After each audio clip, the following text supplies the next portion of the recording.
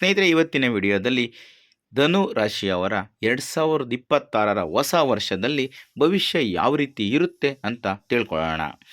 ಈ 2026ರಲ್ಲಿ ಧನು ರಾಶಿಯವರಿಗೆ ಗ್ರಹಗಳ ಸ್ಥಿತಿಗತಿಗಳು ಯಾವ ರೀತಿ ಇರುತ್ತೆ, ಅದರಿಂದ ನಿಮ್ಮ ಜೀವನದ ಮೇಲೆ ಏನೆಲ್ಲ ಪರಿಣಾಮಗಳು ಆಗುತ್ತೆ, ಇದನ್ನೆಲ್ಲ ಸಂಪೂರ್ಣವಾಗಿ ಇವತ್ತಿನ ವಿಡಿಯೋದಲ್ಲಿ ತಿಳಿಸ್ಕೊಡ್ತೀನಿ. ಹಾಗಾಗಿ ಈ ವಿಡಿಯೋನ ಎಲ್ಲೂ ಸ್ಕಿಪ್ ಮಾಡದೆ ಕೊನೆವರೆಗೂ ನೋಡಿ. ಹಾಗೆ ನೀವೇನಾದರೂ ನಮ್ಮ ಚಾನಲ್ಗೆ ಹೊಸಬರಾಗಿದ್ದರೆ ದಯವಿಟ್ಟು ಈ ಕೂಡಲೇ ಸಬ್ಸ್ಕ್ರೈಬ್ ಮಾಡ್ಕೊಳ್ಳಿ. ಸ್ನೇಹಿತರೆ, ನಾವು ಈ ರಾಶಿ ಭವಿಷ್ಯವನ್ನು ತಿಳ್ಕೊಳ್ಳೋದಕ್ಕಿಂತ ಮುಂಚೆ ಯಾವ ನಕ್ಷತ್ರದಲ್ಲಿ ಜನಿಸಿದಂಥವರು ಧನು ರಾಶಿಗೆ ಸೇರ್ತಾರೆ ಅನ್ನೋದನ್ನು ಮೊದಲು ತಿಳ್ಕೊಳ್ಳೋಣ.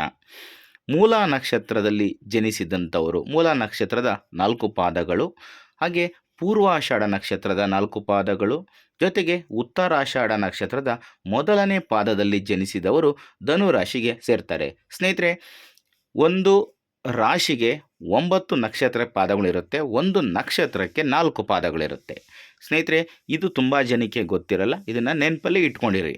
ಒಂದು ರಾಶಿಗೆ 3 ನಕ್ಷತ್ರಗಳು ಬರ್ತವೆ, ಒಂದು ನಕ್ಷತ್ರಕ್ಕೆ 4 ಪಾದ ಇರುತ್ತೆ, ಒಂದು ರಾಶಿಗೆ ಒಟ್ಟು 9 ಪಾದಗಳಾಗುತ್ತೆ. ಏಕೆಂದರೆ ಒಂದು ರಾಶಿಗೆ 3 ನಕ್ಷತ್ರಗಳು ಬಂದೇ ಬರುತ್ತೆ, ಏಕೆಂದರೆ 9 ಪಾದಗಳು ಸೇರಿಕೊಳ್ಳುತ್ತೆ.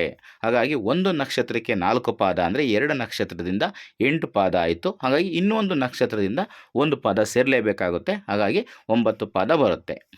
ಈ ಧನುರಾಶಿಯ ಅಧಿಪತಿ ಗುರು. ಧನುರಾಶಿಯವರಿಗೆ 2026 ಆತಂಕ ಮತ್ತು ದೈವ ರಕ್ಷಣೆ ಎರಡೂ ಕೂಡ ಇರುವಂತಹ ವರ್ಷ.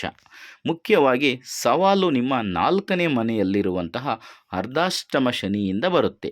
ಇದು ನಿಮ್ಮ ಮನಸ್ಸು, ಮನೆ ಮತ್ತು ಮಾನಸಿಕ ನೆಮ್ಮದಿಯ ಮೇಲೆ ಪ್ರಭಾವವನ್ನು ಬೀರುತ್ತೆ. ಅದೇ ಸಮಯದಲ್ಲಿ ನಿಮಗೆ ಅನುಕೂಲಕರವಾಗಿ ಶಕ್ತಿಶಾಲಿ ಆಯುಧಗಳು ಕೂಡ ಇದ್ದಾವೆ. ಆಯುಧಗಳು ಅಂತಂದರೆ ನೀವು ಬೇರೆ ರೀತಿಯ ಆಯುಧಗಳು ಅಂತ ಅನ್ಕೋಬೇಡಿ, ಜ್ಯೋತಿಷ್ಯ ಶಾಸ್ತ್ರದಲ್ಲಿ ಅದಕ್ಕೆ ಬೇರೆಯೇ ಅರ್ಥ ಇದೆ, ಅದನ್ನು ನಾನು ತಿಳಿಸ್ಕೊಡ್ತೀನಿ. 3ನೇ ಮನೆಯಲ್ಲಿ ಇರುವಂತಹ ರಾಹು ಧೈರ್ಯವನ್ನು ಮತ್ತು ಸ್ವಂತ ಪ್ರಯತ್ನದ ಮೂಲಕ ವಿಜಯವನ್ನು ಸಾಧಿಸುವಂತಹ ಪ್ರಯತ್ನ ಮಾಡೋದಕ್ಕೆ ಶಕ್ತಿಯನ್ನು ನೀಡ್ತಾನೆ. ನಿಮ್ಮ ಸ್ವಂತ ಮನೆಯ ರಾಶಿಯ ಅಧಿಪತಿಯಾದಂತಹ ಗುರು ಮೊದಲು 7ನೇ ಮನೆಯಿಂದ ನಿಮಗೆ ಬೆಂಬಲವನ್ನು ನೀಡ್ತಾನೆ. ನಂತರ 8ನೇ ಮನೆಯಲ್ಲಿ ಉಚ್ಚ ಸ್ಥಿತಿಯಲ್ಲಿ ಬಂದು ಸಂಕಷ್ಟದ ಸಮಯದಲ್ಲಿ ನಿಮ್ಮನ್ನು ಕಾಪಾಡುವ ಮೂಲಕ ನಿಮಗೆ ರಾಜಯೋಗವನ್ನು ಕೂಡ ಸೃಷ್ಟಿ ಮಾಡಿ ಕೊಡ್ತಾನೆ. ಇದೇ ನಿಮಗೆ ಆಯುಧಗಳು. ರಾಹು ಮತ್ತು ಗುರು ಇವರು ಇಬ್ಬರಿಂದನೂ ಕೂಡ ನಿಮಗೆ ಸಿಗುವಂತಹ ಧೈರ್ಯ ಬೆಂಬಲನೆ ನಿಮಗೆ ಆಯುಧ.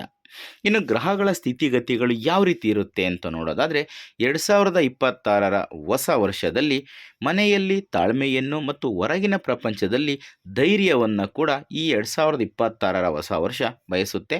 ನಿಮ್ಮ ವರ್ಷವನ್ನು ರೂಪಿಸುವಂತಹ ಪ್ರಮುಖ ಸಂಚಾರಗಳು, ಗ್ರಹ ಸಂಚಾರಗಳು ಯಾವುವು ಅಂತ ನೋಡೋದಾದರೆ ಮೊದಲಿಗೆ ಅರ್ಧಾಷ್ಟಮ ಶನಿ, ಅಂದರೆ 4ನೇ ಮನೆಯಾದ ಮೀನ ರಾಶಿಯಲ್ಲಿ ಶನಿ ವರ್ಷ ಪೂರ್ತಿ ಇರೋದರಿಂದ ಅರ್ಧಾಷ್ಟಮ ಶನಿ ಮನಸ್ಸಿನಲ್ಲಿ ಭಾರ, ಮಾನಸಿಕ ಆಯಾಸವನ್ನು ಉಂಟು ಮಾಡುತ್ತದೆ.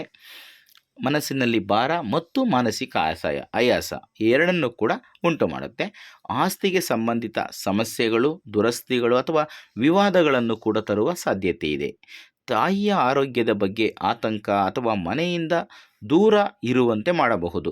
ನಿಮ್ಮ ತಾಯಿಯ ಬಗ್ಗೆ ಇರುವಂತಹ ಆತಂಕ, ಅದ್ರ ಜೊತೆಗೆ ನೀವು ಮನೆಯಿಂದ ದೂರ ಇರುವಂತೆ ಮಾಡುವಂತಹ ಸಂದರ್ಭ ಸೃಷ್ಟಿಯಾಗಬಹುದು. ಇನ್ನು 3ನೇ ಮನೆಯಾದಂತಹ ಕುಂಭ ರಾಶಿಯಲ್ಲಿ ರಾಹು, 9ನೇ ಮನೆಯಾದ ಸಿಂಹ ರಾಶಿಯಲ್ಲಿ ಕೇತು ಡಿಸೆಂಬರ್ 6ರವರೆಗೆ ಇರ್ತಾರೆ. ಈ ಸಂದರ್ಭದಲ್ಲಿ ಏನಾಗುತ್ತೆ ಅಂತ ನೋಡೋದಾದರೆ 3ನೇ ಮನೆಯಲ್ಲಿ ರಾಹು ಇರೋದ್ರಿಂದ ಅತ್ಯುತ್ತಮ ಬೆಳವಣಿಗೆ ಸಂಚಾರಗಳಲ್ಲಿ ಒಂದು. ಇದು ಧೈರ್ಯ, ಸಂವಹನ ಶಕ್ತಿ, ಮಾರ್ಕೆಟಿಂಗ್ ಕೌಶಲ್ಯ ಮತ್ತು ಸ್ಪರ್ಧಿಗಳನ್ನು ಸೋಲಿಸುವಂತಹ ಸಾಮರ್ಥ್ಯವನ್ನು ನಿಮಗೆ ನೀಡುತ್ತೆ. ಇನ್ನು 9ನೇ ಮನೆಯಲ್ಲಿ ಕೇತು ಇರೋದರಿಂದ ನಿಮ್ಮ ನಂಬಿಕೆಯನ್ನು ತಂದೆಯೊಂದಿಗೆ, ಗುರುಗಳೊಂದಿಗೆ ಮತ್ತು ಸಾಂಪ್ರದಾಯಿಕ ನಂಬಿಕೆಗಳೊಂದಿಗಿನ ಸಂಬಂಧವನ್ನು ಪರೀಕ್ಷೆ ಮಾಡುತ್ತೆ. ನೀವು ನಿಮ್ಮ ಹಳೆಯ ಜೀವನ ತತ್ವವನ್ನು ಕೂಡ ಪರೀಕ್ಷೆ ಮಾಡ್ಕೋಬೋದು. ಇನ್ನು ನಿಮ್ಮ ರಾಶಿಯ ಅಧಿಪತಿ ಗುರುವಿನಿಂದ ಏನೆಲ್ಲ ಆಗುತ್ತೆ ಅಂತ ನೋಡೋದಾದರೆ 7ನೇ ಮನೆಯಾದಂತಹ ಮಿಥುನ ರಾಶಿಯಲ್ಲಿ ಗುರು ಜೂನ್ 1ರವರೆಗೆ ಇರ್ತಾನೆ. ಈ ಸಂದರ್ಭದಲ್ಲಿ ಮದುವೆ, ಪಾಲುದಾರಿಕೆಗಳು, ಸಾರ್ವಜನಿಕ ಸಂಬಂಧಗಳು ಮತ್ತು ನಿಮ್ಮ ಕ್ಲೈಂಟ್ಗಳೊಂದಿಗೆ ವ್ಯವಹರಿಸುವುದು ಮತ್ತು ಸಾಮಾಜಿಕ ಕೀರ್ತಿಗೆ ಅದ್ಭುತವಾದಂತಹ ಸಮಯವಾಗಿರುತ್ತೆ. ಇನ್ನು 8ನೇ ಮನೆಯಾದಂತಹ ಕರ್ಕಾಟಕದಲ್ಲಿ ಗುರು ಉಚ್ಚ ಸ್ಥಾನದಲ್ಲಿ ಜೂನ್ 2ರಿಂದ ಅಕ್ಟೋಬರ್ 30ರವರೆಗೆ ಇರ್ತಾನೆ. ಈ ಸಂದರ್ಭದಲ್ಲಿ 8ನೇ ಮನೆಯಲ್ಲಿ ಬಹಳ ಶಕ್ತಿಶಾಲಿಯಾದ ವಿಪರೀತ ರಾಜಯೋಗ ಸೃಷ್ಟಿಯಾಗುತ್ತೆ. ನೀವು ಹಠಾತ್ತನೆ ಬದಲಾವಣೆಗಳು, ಸಾಲಗಳು, ತೆರಿಗೆಗಳು, ವಾರಸತ್ವ ಅಥವಾ ಶಸ್ತ್ರಚಿಕಿತ್ಸೆಯಂತಹ 8ನೇ ಮನೆಯ ವಿಷಯಗಳನ್ನು ನೀವು ಎದುರಿಸಬೇಕಾಗುತ್ತೆ. ಆದರೆ ಅವುಗಳಿಂದ ನೀವು ಲಾಭವನ್ನು ಕೂಡ ಪಡ್ಕೋತೀರ, ಜೊತೆಗೆ ರಕ್ಷಣೆಯನ್ನು ಕೂಡ ಪಡ್ಕೊತೀರ. ಇನ್ನು 9ನೇ ಮನೆಯಾದ ಸಿಂಹ ರಾಶಿಯಲ್ಲಿ ಗುರು ಬಂದಾಗ, ಅಕ್ಟೋಬರ್ 31ರಿಂದ ಸಿಂಹ ರಾಶಿಗೆ ಗುರು ಬಂದಾಗ ಇದು ದೊಡ್ಡ ನಿರಾಳತೆ ಮತ್ತು ಆಶೀರ್ವಾದವಾಗಿರುತ್ತೆ. ಗುರು ಅಂತಿಮವಾಗಿ ನಿಮ್ಮ ಭಾಗ್ಯದ ಸ್ಥಾನಕ್ಕೆ ಪ್ರವೇಶವನ್ನು ಮಾಡ್ತಾನೆ.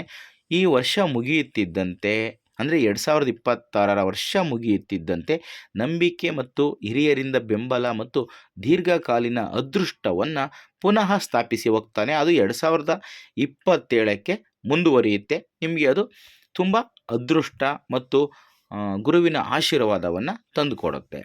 ಇನ್ನು ಡಿಸೆಂಬರ್ 6, 2026ರಂದು ರಾಹು ಮತ್ತು ಕೇತು ಬದಲಾವಣೆ ಆಗುತ್ತೆ. ರಾಹು ನಿಮ್ಮ 2ನೇ ಮನೆಯಾದಂತಹ ಸಂಪತ್ತಿನ ಮನೆಯಾದ ಮಕರ ರಾಶಿಗೆ ಮತ್ತು ಕೇತು ನಿಮ್ಮ 8ನೇ ಮನೆಯಾದಂತಹ ಕರ್ಕಾಟಕ ರಾಶಿಗೆ ಬದಲಾಗ್ತಾನೆ.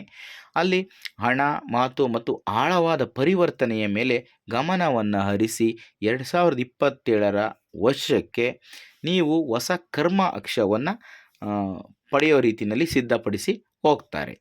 ಈ 2026ರಲ್ಲಿ ಧನುರಾಶಿಯವರ ಜೀವನದಲ್ಲಿ ಮುಖ್ಯವಾಗಿ ಅರ್ಧಾಷ್ಟಮ ಶನಿಯಿಂದ ಉಂಟಾಗುವ ಮಾನಸಿಕ ಮತ್ತು ಕೌಟುಂಬಿಕ ಒತ್ತಡ ಒಂದು ಕಡೆಯಾದರೆ, 3ನೇ ಮನೆಯಲ್ಲಿರುವ ರಾಹು ನೀಡುವ ಸ್ವಂತ ಪ್ರಯತ್ನದ ಶಕ್ತಿ ಇನ್ನೊಂದು ಕಡೆ ಬಲವಾದ ಕೆಲಸವನ್ನು ಮಾಡುತ್ತೆ.